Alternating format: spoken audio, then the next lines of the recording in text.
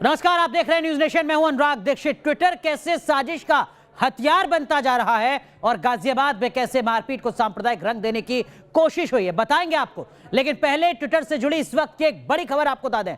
Twitter की भूमिका पर सरकार ने सवाल उठा दिए हैं। केंद्रीय मंत्री रविशंकर प्रसाद का बड़ा बयान सामने आया है। उन्होंने कहा है कि ट्विटर ने दंगे भड़काने वाला ट्वीट आखिर हटाया क्यों नहीं। रविशंकर प्रसाद केंद्रीय कानून मंत्री, जिन्होंने बड़ा सवाल ट्विटर की भूमिका पर खड़ा किया है। भारत के कानून का पालन करना होगा। एक बार फिर रविशंकर प्रसाद ने अपने इस बयान को दोहराया है। ट्विटर को आईटी नियमों का पालन करना ही होगा। रविशंकर प्रसाद ने एक बार फिर ट्विटर को इस बात का एहसास कराया है कि आपको अब जो इम्यूनिटी मिलती थी वो नहीं मिलेगी, अब आपको किसी तरीके की छूट नहीं मिलेगी। ट्विटर का जिम्मेदार अधिकारी भारत में क्यों नहीं है, ये सवाल भी रविशंकर प्रसाद ने खड़ा किया है। ट्विटर में शिकायत पर भारत में ही कार्रवाई हो, इस तरीके का मैकेनिज्म ट्विटर को बनाना पड़ेगा, वरना इसी तरीके की लगातार मुश्किलें बढ़ेंगी, शिकंजा कसेगा ट्विटर के ऊपर। ये बात देश के कानून मंत्री रविशंकर प्रसाद ने एक बार फिर दोहराई है। इस वक्त की बड़ी खबर हम आपको बता रहे हैं।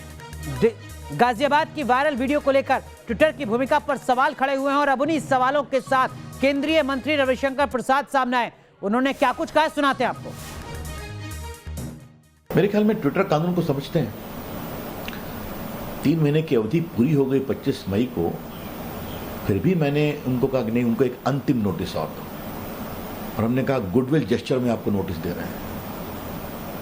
आपसे मैं एक सवाल पूछता हूं, 3 पदाधिकारियों की नियुक्ति के लिए क्या आपको बहुत बड़ी कोई परीक्षा आयोजित करनी है क्या?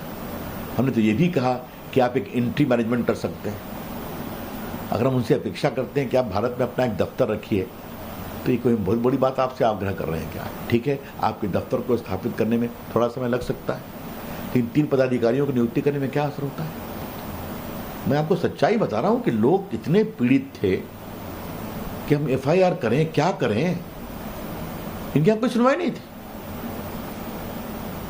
मैं आपसे पूछता हूं, आप लोग टीवी चैनल में हैं, बाकी में हैं, तो आप लोग का ब्रॉडकास्टर रेगुलेटर है कि नहीं? किसी को शिकायत है तो जाके वहां चला जाता है। अगर अखबार में कुछ गड़बड़ लिखा जाता है तो प्रेस काउंसिल है कि नहीं? आपका केबल लॉ का रेगुलेशन है कि नहीं? यहां पर कुछ नहीं है। और आपके कितने यूज करने वाले? 100 करोड़ से अधिक। 130 करोड़ लोग फेसबुक, ट्विटर, व्हाट्सएप, लिंक्डइन, कू इत्यादि मिलाकर के हैं। तो उसमें कई लोग सब पर हैं, तो लगभग 100 करोड़ लोग टोटल हैं।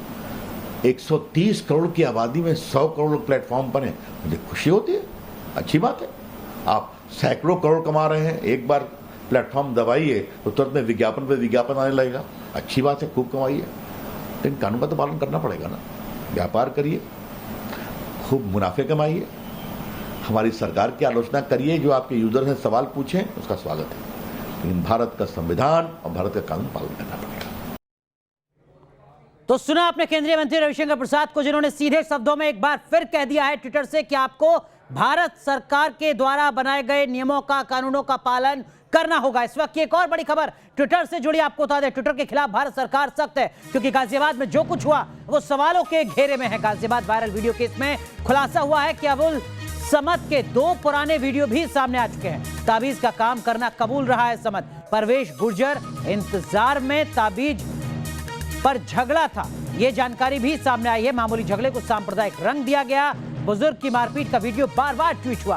फेसबुक में झूठ फैलाने पर एसपी नेता उम्मेद पर भी केस दर्ज हुआ है। यानी लगातार अब मुश्किलें बढ़ रही हैं उन तमाम लोगों की जो फेक न्यूज फैलाने की कोशिश कर रहे थे, समाज में दंगा बढ़ाने की कोशिश कर रहे थे। ट्विटर पर लगातार मुश्किलें यहां पर बढ़ती जा रही हैं। कुल मिलाकर सवाल यही है कि क्या भारत में फेक न्यूज की फैक्ट्री बनता जा रहा है ट्विटर? क्योंकि पिछले 48 घंटे में ट्विटर पर एक्शन तेज हो चुका है। गाजियाबाद में बुजुर्ग की पिटाई की खबर को ट्विटर पर जिस तरीके से जांचे बिना पेश किया गया, वो सवाल पैदा करता है। एक रिपोर्ट देखिए, आपको पूरी कहानी भी तफ्तीश से समझाएंगे।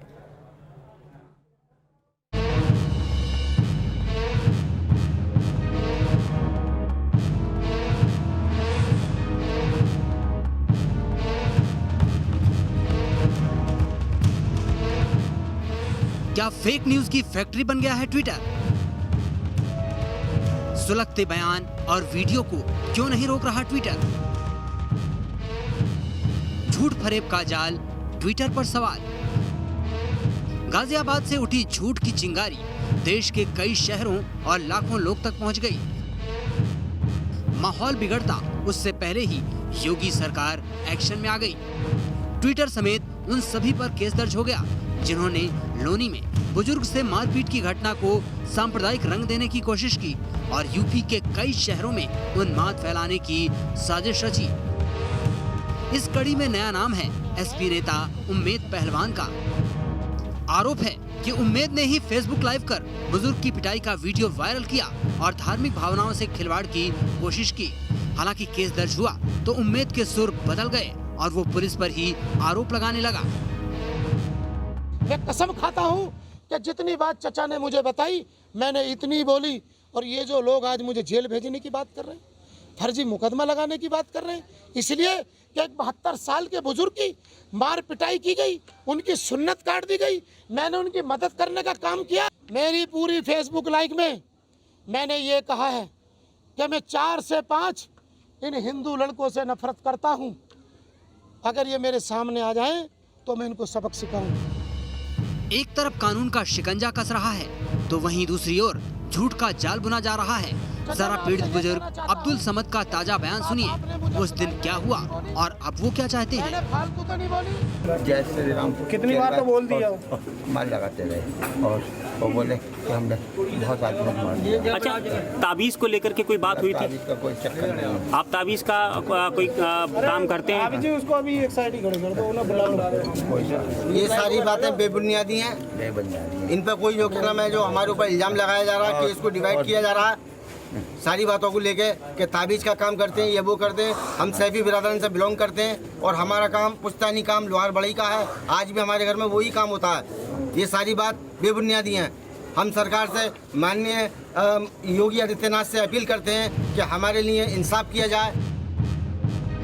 कहा जा रहा है कि समद जानबूझकर अब इस तरह के झूठे बयान दे रहे हैं क्योंकि मारपीट से पहले उनका एक वीडियो सामने आया है जिसमें कहानी कुछ और ही है। इसमें वो ताबीज से किसी को वश में करने की बात कर रहे हैं। जो दोबारा आया था तू करने, किसने कराया था? इंतजार ने इंतजार ने कह के भेजा है? कह के भेजा के जी मेरे बस में कर दो। हाँ, मेरे घर के ने जो तमीज वो भी सब देखे गए हो। अच्छा हाँ बस जी ये सब इंतजार के कहने से गए। इंतजार के कहने के ये झूठ तो फोन बोल के गया ना, तू ये कर दो वो कर दो, मतलब भूत थारे में पड़े थे, झूठ रहे थे नहीं है। हाँ हैं? हाँ इंतजार ने क्या भेजा था तुझे? कहा कि ये मेरे सारे मेरे पेपर में आ जाना चाहिए। हैं? हाँ इनसे मेरा काम है। हैं? इनसे मेरा काम है। इनसे मेरा काम है। हाँ ये क्या भेजा इंतजार ने? बस बस। उधर इस मामले में यूपी के बाद अब दिल्ली में भी केस दर्ज हो गया है। दिल्ली के तिलक मार्ग में ट्विटर इंडिया के हेड मनीष माहेश्वरी और एक्ट्रेस स्वरा भास्कर के खिलाफ केस दर्ज किया गया है। मतलब साफ है कि अफवाह गैंग पर होगा और कड़ा प्रहार ताकि देश की एकता और सौहार्द पर न कर पाए कोई खिलवाड़। Team news nation. तो देखिए किस तरीके से साजिश रची जाती है और अब उसके खिलाफ सख्त एक्शन लिया जा रहा है। और इस साजिश के वो 4 बड़े किरदार कौन हैं जिन पर कानूनी शिकंजा कसता जा रहा है वो हम आपको जरा बता दें। सबसे पहले नाम आता है मोहम्मद जुबैर का, जिसने सबसे पहले ये ट्वीट किया है। देखिए सबसे पहले ट्वीट किया है मोहम्मद जुबैर ने उम्मेद पहलवान, जिसके खिलाफ एक्शन लिया जा चुका है, सपा का नेता बताया जा रहा है, सांप्रदायिक रंग दिया है। अब्दुल समद पीड़ित ने अपने बयान बदले हैं। पहले कहा कि ताबीज का मामला था, बाद में कहा कि नहीं साहब दबाव में बयान लिया गया है। ट्विटर जिस पर यहां कानूनी शिकंजा बढ़ता जा रहा है, जिसने फेक न्यूज फेक वीडियो को रोका नहीं, एक लंबे वक्त तक हटाया नहीं।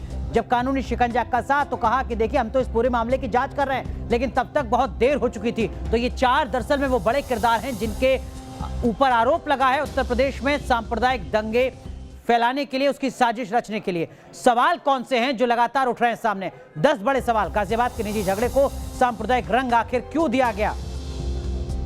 जुबैर ने बिना ऑडियो के वीडियो जहर क्यों फैलाया? जुबैर क्यों चाहता था कि सच्चाई सामने ना आए? कानून से आखिर जुबैर भाग क्यों रहा है? जुबैर की कंपनी को फंडिंग कहां से मिलती है? दरअसल में जुबैर जिस कंपनी में बड़े पद पर काम करता है उस पर भी सवाल खड़े हो रहे हैं। जुबैर ने फैक्ट चेक किए बिना वीडियो क्यों डाला? बताया जा रहा है कि जुबैर का काम बेसिकली फैक्ट चेक करने का ही है। उम्मेद पहलवान ने फर्जी फेसबुक वीडियो आखिर क्यों बनाया? उम्मेद ने ताबीज पर झगड़े की बात क्यों छिपाई? पुलिस के निर्देश पर भी ट्विटर ने वीडियो को क्यों नहीं हटाया वक्त रहते? पीड़ित अब्दुल समद लगातार बयान आखिर क्यों बदल रहा है? क्या वजह है कि अब्दुल समद बार बार अपने बयान बदल रहे हैं? क्या ट्विटर सांप्रदायिक साजिश का हथियार बन चुका है? क्या ट्विटर खुद एक टूल किट बन चुका है? ये अपने आप में एक बड़ा सवाल है। सीधा रुख करते हैं, हमारे सहयोगी हिमांशु शर्मा हमारे साथ जुड़ रहे हैं, जो लगातार हर अपडेट इस पूरी खबर की आप तक पहुंचा रहे हैं। हिमांशु, इस वक्त की क्या कुछ अपडेट है और कैसे तमाम लोगों पर कानूनी शिकंजा कसता जा रहा है? और देखिए, अब तक की जो एक्सक्लूसिव जानकारी अब हमें मिल रही है, गाजियाबाद से जो पुलिस टीम है वो यहाँ पर दबिश देने के लिए बुलंदशहर अनूपशहर के लिए रवाना हो चुकी है। दरअसल जिस तरह से उमेद पहलवान ने अपना बयान दिया और लगातार टीवी चैनल्स पर बैठकर वो बयान दे रहे हैं और भड़काऊ बयान उनके सामने आए हैं, उसको लेकर कल एफआईआर तो दर्ज कर ली गई थी, लेकिन उमेद पहलवान अभी भी पुलिस की गिरफ्त से बाहर है। गाजियाबाद की टीमें रवाना हो चुकी हैं बुलंदशहर अनूपशहर के लिए, क्योंकि अब्दुल समद यहीं पर रहता है और इस समय हम अनूपशहर कोतवाली के अंदर मौजूद हैं और पीछे ही वो मोहल्ला है जहां पर अब्दुल समद यहां पर रहता है। उनके घर के अंदर जितने भी 2 बेटे थे और अब्दुल समद खुद भी यहां से फरार हैं। अब मौके पर कोई नहीं है। हालांकि कल यहां से ही एक प्रेस कॉन्फ्रेंस की गई थी और फेसबुक पर अगेन दोबारा वो लाइव बैठे थे पहलवान के साथ, और उसके बाद जो बातें निकलकर सामने आई, जो एक और वीडियो निकलकर सामने आया जिसमें वो ये कहते नजर आ रहे हैं अब तक के जितने बयान उन्होंने दिए हैं वो दबाव में दिए गए और बंदूक की नोक पर उनसे बयान दिलवाए गए। तो ये तमाम ऐसे बात निकल के आ रही है कि बार बार जो अब्दुल समद हैं वो अपने बयान बदल रहे हैं, और यही वजह है कि गाजियाबाद के जो एसएसपी हैं, एसएसपी अमित पाठक, उन्होंने अब दबिश के लिए यहां पर टीमें भेजी हैं। आखिरकार क्यों अब्दुल समद बार बार अपने बयान बदल रहे हैं? ट्विटर पर शुरुआत हुई और उसके बाद ये मामला धार्मिक सौहार्द खराब करने की तरफ बढ़ता जा रहा है। लगातार बयान बदलना है और यहाँ का जो माहौल है उसको भी खराब कर रहा है। ऐसे में हम खुद उस इलाके से, उस मोहल्ले से बाहर मौजूद हैं, क्योंकि वहाँ के लोग भी हमसे कह रहे हैं कि आप यहाँ ना रहिए, मीडिया का यहाँ आना मना है। आप बुलंदशहर में हैं इस वक्त, आप बुलंदशहर के अनूपशहर तहसील में हैं। एक बार फिर हम आपका रुख करेंगे, लेकिन इस बीच उमेद पहलवान पर आरोप है कि उसने 7 जून को फेसबुक लाइव कर घटना को सांप्रदायिक रंग देने की कोशिश की, लेकिन अब एसपी नेता उम्मेद पुलिस पर ही सवाल उठा रहे हैं। और जब मैं 4 बजे लाइव आया तो 7 बजे पुलिस हरकत में आई और चचा का मुकदमा पंजीकृत किया, मगर वो मुकदमा ऑटो वालों पे फर्जी, एक ऑटो वालों पर लिख दिया गया और वो भी अज्ञात में।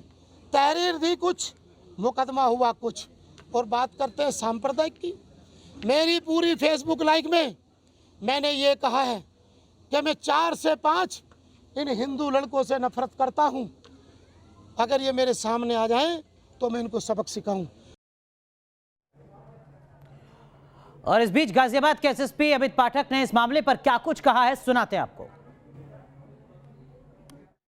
इसमें हमने कल भी 2 लोगों की गिरफ्तारी करी है और उन्होंने भी पूछताछ में सेम घटनाक्रम बताया कि कैसे जो है ये जो व्यक्ति जिनके साथ मारपीट हुई है इनको आए मुख्य अभियुक्त प्रवेश के घर पर और वहाँ पर बाकी लोग इकट्ठा होकर के उनके साथ मारपीट करते हैं। यही घटनाक्रम इन्होंने भी बताया और उसके पीछे की यही वजह भी बताई कि ये तावीज़ को लेकर के ये पूरा हुआ। प्रवेश ने ही फ़ोन करके बाकी लोगों को वहाँ पर बुलाया और ये जो पूरी मारपीट की घटना हुई प्रवेश के घर पर हुई, ये कोई जंगल की लोकेशन नहीं है बल्कि एक स्थानीय कॉलोनी में हुई और हम लोगों ने उस घटनास्थल का भी निरीक्षण किया ठीक से और वहाँ पर ये पाया गया, अड़ोस पड़ोस से भी बातचीत करी कि ये लोग सब एक दूसरे से पूर्व के परिचित हैं, एक दूसरे से मिलना जुलना भी था और ये तावीज़ वगैरह का भी जो बताया गया है उसकी भी पुष्टि हुई है। इसी क्रम में हमने कल जो 2 लोगों की गिरफ्तारी की है उन्होंने अपना जुर्म भी कबूल किया है और अभी हम लोग जो शेष अभियुक्त हैं उनकी गिरफ्तारी के प्रयास कर रहे हैं। गाजियाबाद के लोनी में 5 जून को क्या हुआ था? क्या वाकई बुजुर्ग अब्दुल समद की पिटाई के वक्त उनसे श्री राम के नारे लगवाए गए या फिर साजिश के तहत झूठी कहानी रची गई? उस घटना में शामिल एक आरोपी बौना से खुद ही सुनिए। तो सूफी जी 5 तारीख को आए, 5 तारीख के बाद आए तो वो इम्तियाज़ भाई के पास आए थे। इम्तियाज़ भाई बोले मुझसे इनको लेके बंथला चला गया परवेश के यहाँ पर। मैं चला गया, परवेश का फ़ोन आता रास्ते में, तो परवेश बोला कहाँ पर? मैं बोला रास्ते में। उन्होंने आ लिया 5 मिनट में, ठीक है आ जा। तो वहाँ गया सर, तो मैं सूफी को लेके पहुँच गया तो वहाँ पर किसी ने, परवेश ने फ़ोन करा आदिल को, आदिल के साथ 3-4 लड़के आए तो फिर इम्तियाज़ भाई के पास फ़ोन करा परवेश ने, उन्होंने ऐसे ऐसे सूफी जी ऐसे कह रहे हैं तेने इंतजार ने करवाया है तेरे ऊपर, अपना घर बस करवाने के ऊपर, उन्होंने इसके घर को मेरे ऊपर करवा दे। ठीक है। तो सर इनमें फिर इंतज़ार को बुलाया वहाँ पर, तो सूफी वहाँ पर नाट गया, सूफी वहाँ पर नाटने के बाद सर इनमें आपस में वहाँ पर झगड़ा बन गया। इनमें झगड़ा बनने के बाद इनकी दाढ़ी काट दी गई कल्लू ने। वहाँ पर मौजूद थे ये 10-12 लड़के थे, मौजूद थे वहाँ पर, परवेश के भी थे 5-6 लड़के, ठीक है सर। तो वहाँ पर आने के बाद अनस, आवेश, आदिल, बिहारी, बाबू बिहारी और आवेश, ये सर। आप कहाँ थे वहाँ उस समय? जी सर। आप उस समय कहाँ थे? मौजूद था सर मैं वहाँ पर। उम्मेद पहलवान की भी बात करते हैं, जिस पर आरोप है कि उसने 7 जून को फेसबुक लाइव कर घटना को सांप्रदायिक रंग देने की कोशिश की। बताएंगे आपको कि किस तरीके के सवाल उम्मेद पर खड़े हो रहे हैं। सीधा रुख करते हैं, हमारे सहयोगी हिमांशु इस वक्त हमारे साथ हैं बुलंदशहर से। अनूपशहर तहसील में इस वक्त वो मौजूद हैं, यानी वो शख्स जो अपने बयान लगातार बदल रहे हैं, जो खुद को पीड़ित बता रहे हैं, उनके घर के बाहर उस क्षेत्र में मौजूद है हमारे सहयोगी हिमांशु। हिमांशु, जो तमाम इस FIR में लोग हैं उनमें से कितने पुलिस की गिरफ्त में आ चुके हैं, कितने भी फरार चल रहे हैं, क्या कुछ एक्शन पुलिस का है, गाजियाबाद पुलिस का है, ताकि उन फरार लोगों की धरपकड़ की जा सके? देखिए अनुराग जी, आपको बता दूं अब तक इस पूरे मामले में 5 लोगों को पुलिस गिरफ्तार कर चुके हैं, जबकि पूरे मामले में 4 अभियुक्त अभी भी ऐसे हैं जो फरार चल रहे हैं। पुलिस का कहना है जल्द ही उन्हें गिरफ्तार कर लिया जाएगा और हो सकता है कि शाम तक वो लोग पुलिस की गिरफ्त में आ भी जाएं। और अभी जो पूरा मामला निकलकर सामने आया, दरअसल 6 तारीख को उम्मेद पहलवान के टच में जो व्यक्ति है वो उनके पास पहुंचे और उसके बाद से जो पूरा घटनाक्रम है वो पूरा बदल गया। दरअसल तहरीर जो दी गई, आप देखिए जो अब्दुल समद ने तहरीर दी है, उस तहरीर के अकॉर्डिंग उन्होंने ये बताया कि किसी को वो जानते नहीं है और उसी तहरीर के अनुसार फिर पुलिस ने FIR दर्ज की। लेकिन पुलिस इन्वेस्टिगेशन में जब बातें सामने आई तो ये निकलकर सामने आया कि अब्दुल समद उन सभी को जानते थे, पहले से ही उनसे बातचीत भी होती रही है, जिसमें इदरीश भी शामिल है और जो छोटा बोना जिसका नाम सब बताया जा रहा है, जिसका बयान अभी न्यूज़ नेशन ने दिखाया है, ये व्यक्ति खुद जो अब्दुल समद हैं उनको परवेश गुजर के घर पर लेकर जाते हैं, उस कॉलोनी में लेकर जाते हैं जहां पर उनके साथ मारपीट हुई। तो ये तमाम तथ्य ऐसे थे जिनको शुरुआत से ही छुपाए जाने की कोशिश करती गई और इनके जितने बयान देखे गए, एक के बाद एक जो बयान आए, सभी बयान बदले हुए नजर आ रहे हैं। जो कल फेसबुक पे 8:30 बजे उम्मेद पहलवान के साथ अब्दुल समद लाइव बैठे थे, तब भी इनका जो बयान था पूरी तरह से बदला हुआ था। देर रात इनका एक और बयान सामने आया है जिसमें ये कहते नजर आए कि बंदूक के बल पर इनसे ये बयान दिलवाए गए हैं। तो अपने बयान लगातार बदल रहे हैं और इन्हीं बयान के बदलने की वजह से जो पूरा मामला है वो उलझता जा रहा है। और जो मीरा कॉलोनी है, मीरा मोहल्ला जो पीछे जहां पर अब्दुल समद रहते हैं, वहां पर हम पहुंचे थे ग्राउंड जीरो पर, तो उनके मोहल्ले के अंदर कोई बात करने के लिए तैयार नहीं है। हालांकि वहां के लोग ये कह रहे हैं कि मीडिया इस पूरे मामले को मैनिपुलेट कर रही है। वहां के जो घर के लोग हैं, जो उनकी पत्नी है अब्दुल समद की, वो इस बात को कहती नजर आई कि उनके पति अब यहाँ नहीं है, ना ही उनके बेटे यहाँ पर हैं, वो दिल्ली जा चुके हैं। जब उनसे पूछा गया कि दिल्ली किस काम से वो वहां पर गए हैं, तो उनका कहना है कि उनकी तबीयत खराब है और बाद में रोते हुए उन्होंने दरवाजा का जो था उनका उसको बंद कर लिया है। तो यहाँ पुलिस इन्वेस्टिगेट जरूर कर रही है, लेकिन कोई भी शख्स यहाँ पर मौजूद नहीं है। लेकिन लोकल इंटेलिजेंस का यह कहना है अनूप शहर के अंदर ही उम्मेद पहलवान मौजूद है और अब पुलिस गिरफ्तार करने के लिए गाजियाबाद से जो टीमें भेज रही है अब्दुल समद के लिए और उम्मेद पहलवान के लिए, वो यहाँ के लिए रवाना हो गई है। तो ये अभी जानकारी निकलकर सामने आ रही है। देखना होगा कब तक इनकी गिरफ्तारी होगी। जब तक दोनों की गिरफ्तारी नहीं होती है या दोनों से पुलिस पूछताछ नहीं होती है, तब तक इस पूरे हिमांशु, जुबेर को लेकर कोई अपडेट बहुत संक्षेप में? अब तक मामला छुपा हुआ है वो सामने नहीं। देखिए अब तक जुबेर को लेकर कोई अपडेट नहीं सामने आया है। पुलिस का कहना है कि जो पहलवान है उम्मेद पहलवान, सबसे पहले पुलिस उसी की गिरफ्तारी करेगी, क्योंकि उम्मेद पहलवान के टच में आने के बाद ही जो अब्दुल समद है वो पूरे मामले में अपने बयान लगातार बदलता आ रहा है। जब तक उम्मेद पहलवान की गिरफ्तारी नहीं होती है तो इस पूरे मामले का खुलासा नहीं हो पाएगा। तो पहला जो टारगेट है गाजियाबाद पुलिस का वो उम्मेद पहलवान है। बिल्कुल जुबेर, आप नजर बनाए रखिए। आगे भी आपसे माफ कीजिए हिमांशु, आप नजर बनाए रखिए, क्योंकि पुलिस के शिकंजे से अभी जुबेर बाहर है और जुबेर को गिरफ्तार करना इस वक्त गाजियाबाद पुलिस की पहली प्राथमिकता है, क्योंकि इस साजिश में सबसे पहला किरदार वही है जिसका जिक्र यहां पर हम कर रहे हैं और वो है जुबेर, जिसने इस वीडियो को लगातार वायरल करते रहने दिया। इस वक्त की बड़ी खबर हम आपको बताते हैं, दंगा भड़काने वाले ट्विटर की जांच क्यों ना हो, ये सवाल यहां पर केंद्रीय कानून मंत्री रविशंकर प्रसाद ने खड़ा किया है। ट्विटर पर केंद्रीय मंत्री रविशंकर प्रसाद की सख्ती एक बार फिर देखने को मिली है। दंगा भड़काने वाले ट्विटर की क्यों ना जांच हो, यह सवाल खड़ा किया है रविशंकर प्रसाद।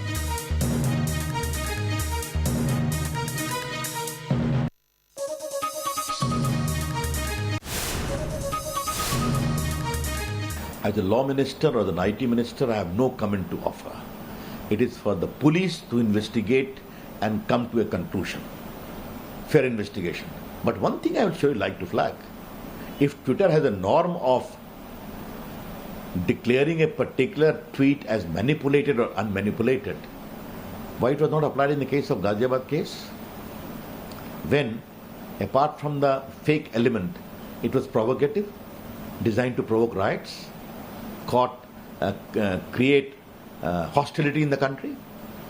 Therefore, why should not Twitter also make these important standards when we allow a tweet to be tweeted? तो ट्विटर की भूमिका पर बड़े सवाल केंद्रीय कानून मंत्री खड़े कर रहे हैं। यहां पर रुक रहे हैं कुछ देर के लिए, आप बने रहिए न्यूज़ नेशन के साथ।